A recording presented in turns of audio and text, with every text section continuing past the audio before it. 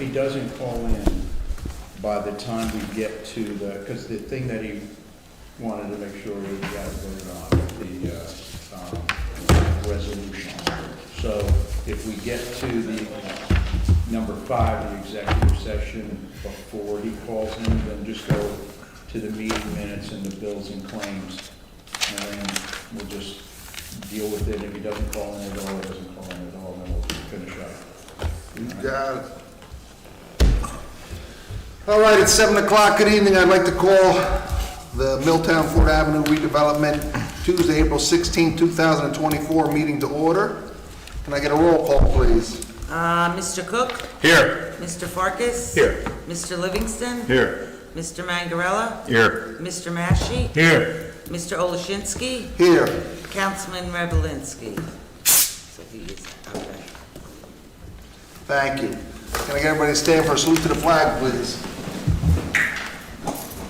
I pledge allegiance to the flag of the United States of America and to the republic for which it stands, one nation, under God, indivisible, with liberty and justice for all. Thank you very much.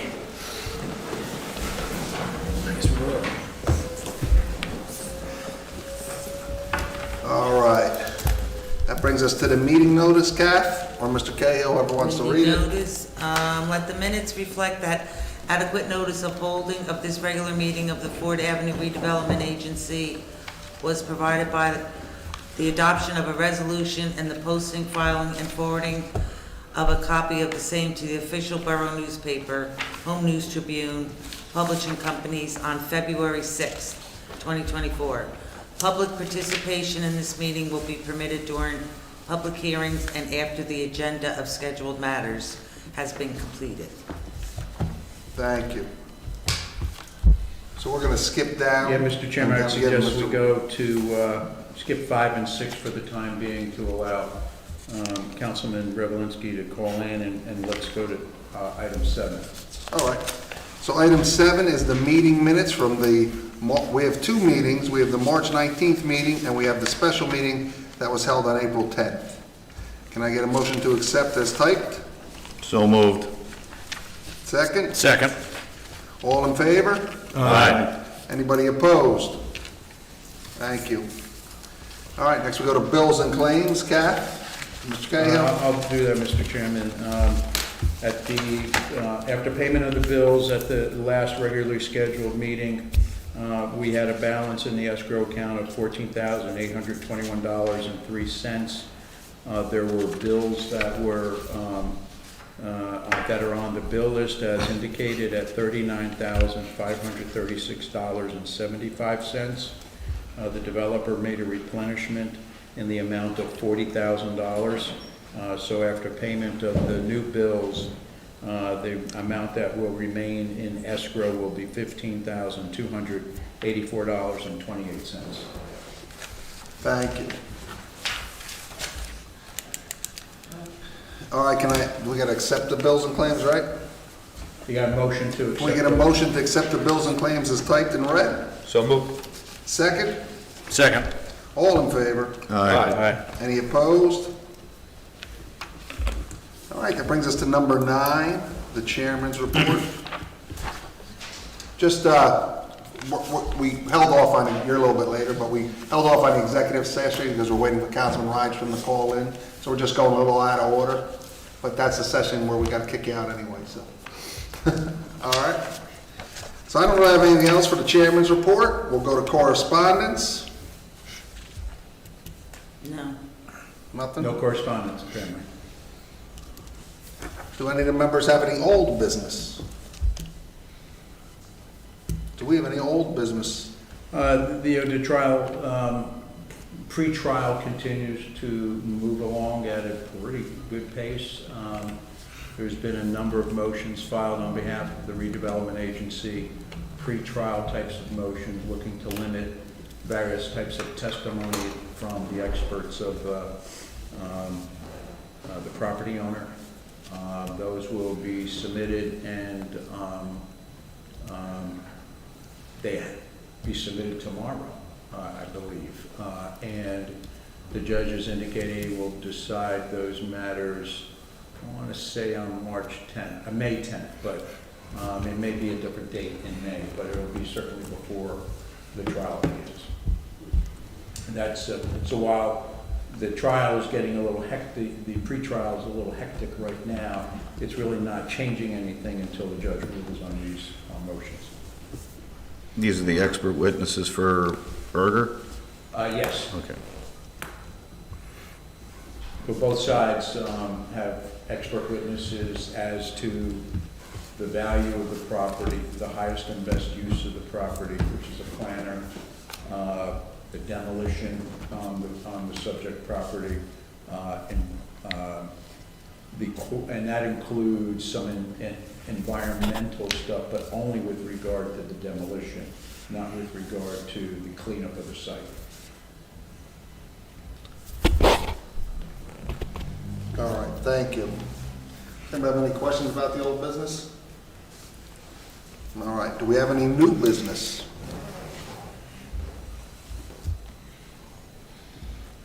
So I would suggest, in the absence of any new business, that we move on to item number 5 as a follow-through for the special meeting we had on April 10, the resolution that authorized us to go into closed session, indicated we would disclose to the public what took place during the closed session at the next regularly scheduled meeting. It's now the next regularly scheduled meeting, and it was short, so it'd probably be good to do that as an interlude, if you will, into going into closed session now. So if you'd like, I'd be happy to do that, Mr. Chairman. So at the special meeting on April 10th,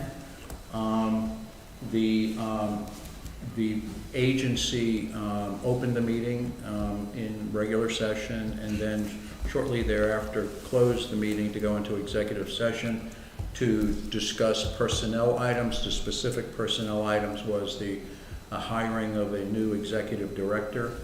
Finalists were chosen from among a group of people, and we'll talk more about that after we go into closed session. Interviews were conducted of the finalists that had been chosen to be finalists, and thereafter a short discussion took place among the agency members. And with that, Mr. Chairman, I could read the resolution to go into closed session to wrap that up. Yes, please. Okay.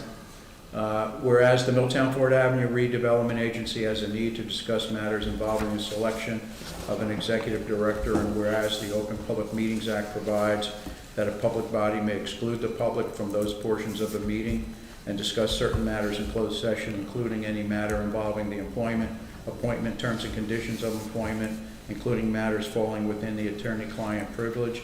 Now therefore be it resolved by the Milltown Ford Avenue Redevelopment Agency that the agency enter into closed session to discuss the above matters. Be it further resolved that the discussion held in closed session will be disclosed to the public upon return to open session. Thank you. Okay. I suspect it will not be very long, but you never know. So for the benefit of the public, I don't I think need a it'll be. motion. Oh, yes. Need a motion to go in executive session? So move. Second. All in favor? Aye. Any opposed? All right, you guys got to, I don't think it'll be long if you want to hang around a couple minutes.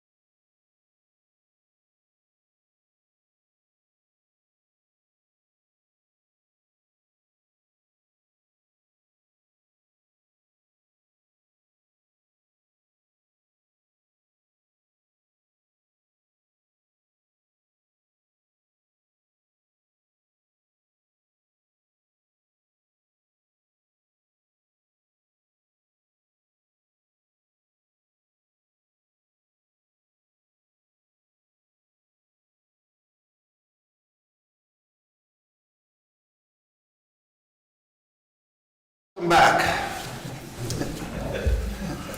So basically, we're gonna get ready to vote on our candidate, and we, pass a resolution to offer him the position. He cannot get the position until he's approved by the DCA, but he cannot go through the process until we pass this resolution. So that's basically where we're at. Do we have any discussion from the board before we vote on the resolution? I'd just like to thank the screening committee. They did a heck of an effort by going through a number of resumes, taking the time. I believe it started in December to pre-screen and bring the agency a number of viable candidates and then make them available. I think that the screening committee did an excellent job in getting the agency where we need to be. So thank you, gentlemen. Thank you. Thank you. Yes, good job, boys. So now we have, I'm gonna look for a motion to pass the resolution that's in front of us. It's the resolution of the Milltown Ford Avenue Redevelopment Agency to approve and authorize appointment of Kevin McGowan to the position of Executive Director. Can I get a motion, please? So moved. Can I get a second? Second. Kath, let's just do roll call. Okay. Mr. Cook? Aye. Mr. Farkas? Aye. Mr. Livingston? Aye. Mr. Mangarella? Aye. Mr. Mashi? Aye. And Mr. Olashinsky. Aye. Motion carries, resolution carries. So now he'll be offered the position, and then if he passes the DCA, which is a requirement by law, he'll be appointed to take over for Rich. Do you want me to explain that a little bit? Yeah, go ahead. Yeah, so the process involves exactly what the agency did. There's certain advertising requirements it must do by law. And the screening committee did their due diligence on all of the applications, as did the remaining members, reviewed all 15 applications that were submitted. The screening committee narrowed it down to 4 candidates and made certain recommendations in one of our closed session to the remaining members of the agency. Interviews were then conducted. Those interviews continued into a second round for some of the people.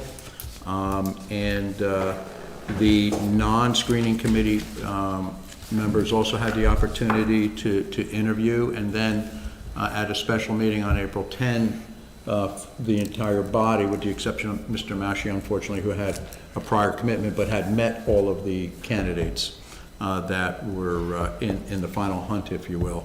And they all had the opportunity to speak to the candidates, and once selected, the candidate cannot take the position by law until it's submitted to the Department of Community Affairs, who reviews the candidate and the application and certifies the eligibility.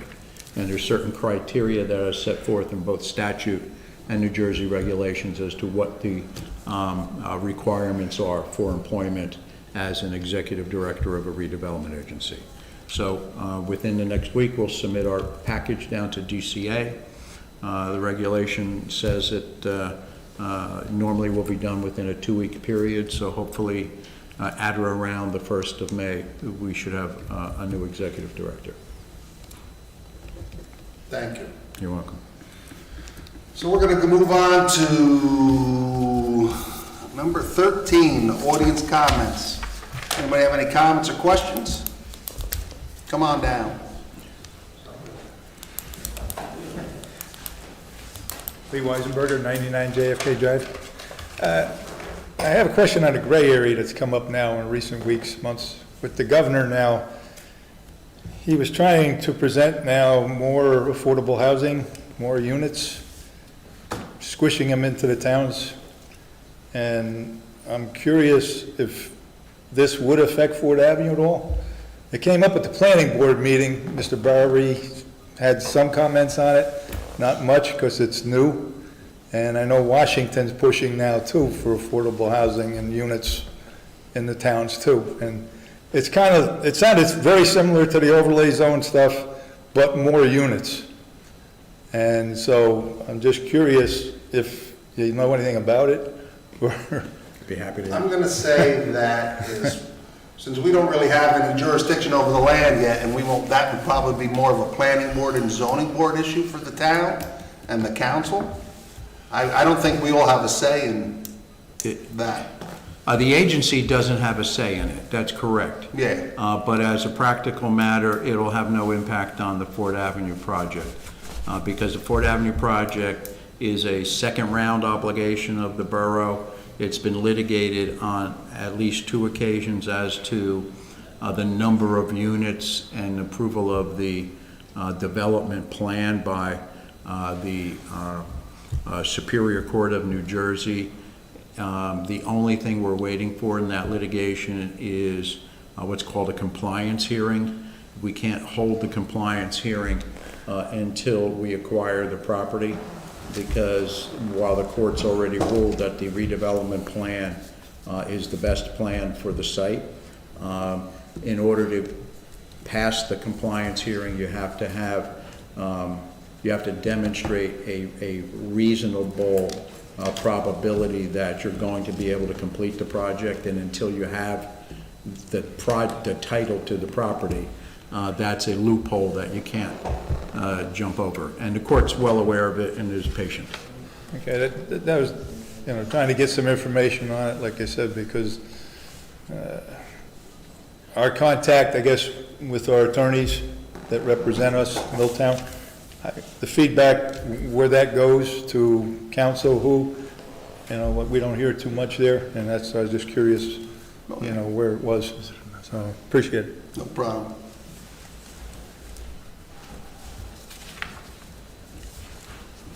You guys got anything?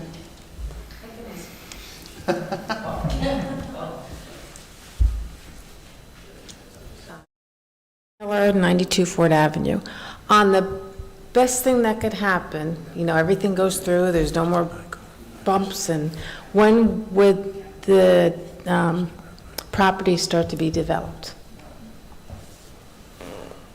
All right.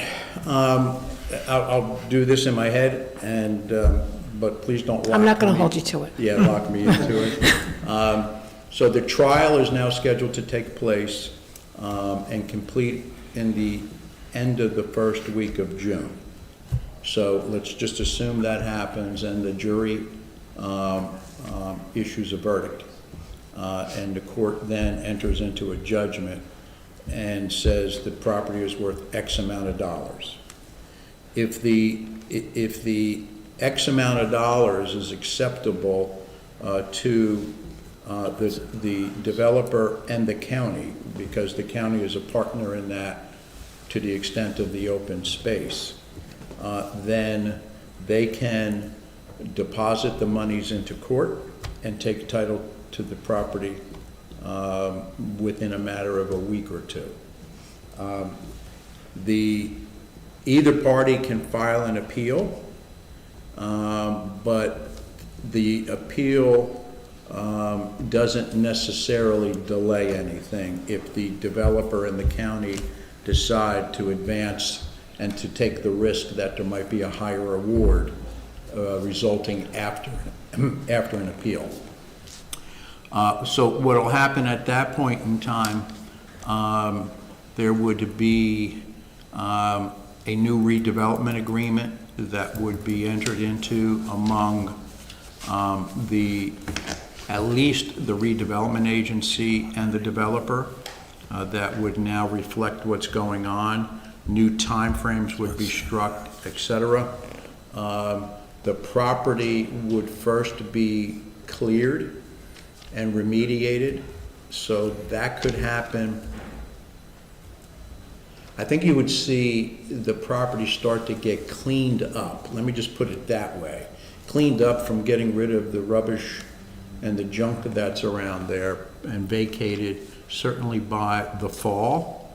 And then I think you'll see the removal of the structures and the foundations that still remain on the site, and the commencement of a the environmental remediation of the site. That'll probably take place, there's a good shot it'll start before the end of the year, but it's got to go through the DEP for them to evaluate the actual plan to be done, or at least through the expert. DEP operates a little bit different today than they did a few years ago. You can now hire what's called an LSRP, and that person then assumes the responsibility for the plan and the cleanup and certifies its compliance with DEP, and that moves things a little bit faster. And then I think you'll see the actual start of construction. It is not likely to be in the spring, but I think you're probably looking at a year from taking title, because all that other stuff is going to take a little bit of time. Right. And then there's some paperwork kind of where the surveys will have to be done to really delineate where the county's property begins and ends, what's going to be parkland, what's going to be the developer's property, et cetera. So all of that'll, take a month, 2 months, and so the time frames that I'm talking about are the absolute best. Right. And then these things could delay it ever so slightly. So a range of, you'll see activity on the site probably as early as September. You'll see real construction anywhere within 12 to 18 months after that. Thank you. One other question, is the Middlesex County Park part of it still kind of where it was, like the back end of it, and then the front, like from Yes. Clay Street to Main Street would be the building? Yes. I should know that. Yeah, it's right around, it's almost like cutting the property in half. Okay. So Clay Street, it may not be, I think Clay Street goes into the site, and there might be a little bit of parking that goes to the right of Clay Street. All of that is a little bit subject to change, because until you actually engineer it, what was part of the agreement among the four parties, the borough, the redevelopment agency, the county, and the developer, it was all on a concept plan, and that everybody would exercise a good faith effort to get as close to that as possible. But when you get engineers out there and they say, well, we need to move this over here and that, nothing substantial, but just that it makes more sense. It fits better. Thank you. Okay.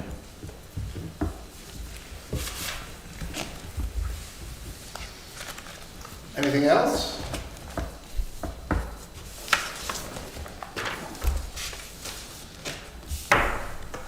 All right, that's all good news. It all comes true there, Mr. Cahill. That's it. Can I get a motion to adjourn? So moved. Okay, second. Second. All in favor? Aye. Anybody opposed? Thank you.